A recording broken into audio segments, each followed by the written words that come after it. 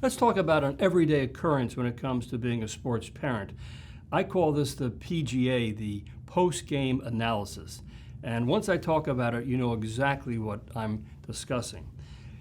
You know the drill. You take your youngster to a game, a youth game, and you drop him off or her off at the field. And the last thing you say to them as they jump out of the family car is, "Hey, sweetheart, go out and have fun today." Okay? Go out and have fun. But then an hour later, the game is over, and you're picking your youngster up and you're taking him home or taking him out to get pizza and whatever. And suddenly you start to launch into what I call sort of a performance review mindset. This is very natural. Parents do this all the time. And the reason why they do it, and they basically go through an analysis, a critical analysis of what the youngster did wrong during the course of that game. The reason why parents do this is they figure, well, this is the time to get the points across when the game is still fresh in their head and they can still relate to what happened, and I can get my instruction to them.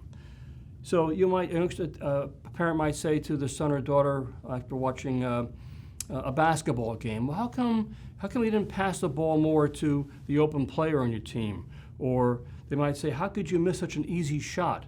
And basically what's happened is, even though you told your youngster as they jumped out of the car to go out and have fun, what you're really doing now is giving them a post-game analysis. You're giving them a grilling on what they did wrong, and you want to get some answers as to why.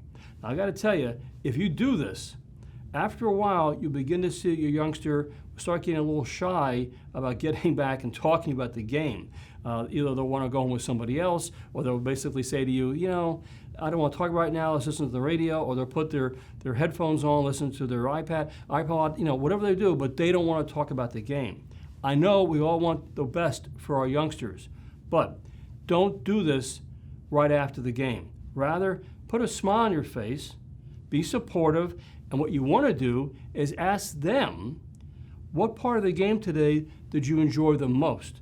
Ask them what part of the game they did well at, what they thought they had excelled at. Get them to start talking. Let them tell you what they had fun doing. Again, forget the constructive criticism at this point.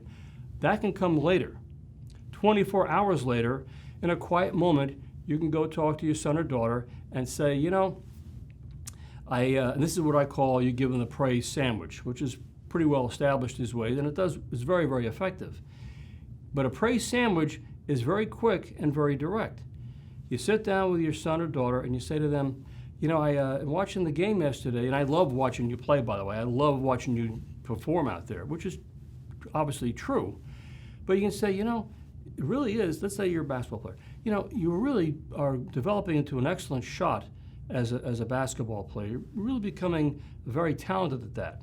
Well, that little piece of praise is going to get your son or daughter's attention, because every kid loves being praised, particularly by mom or dad. And once you have their attention, then you give them a little bit of constructive criticism, part of that praise sandwich.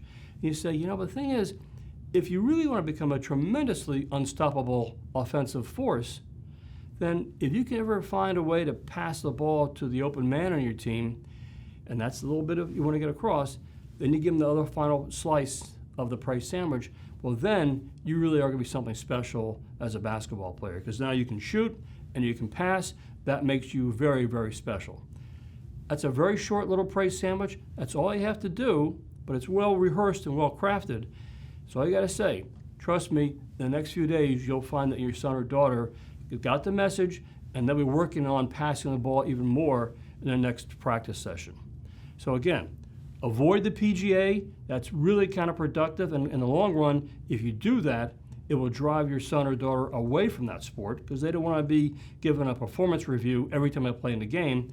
And number two, give them that little praise sandwich a day later in a very short dose. That'll make a big, big positive impact on the way they approach their game.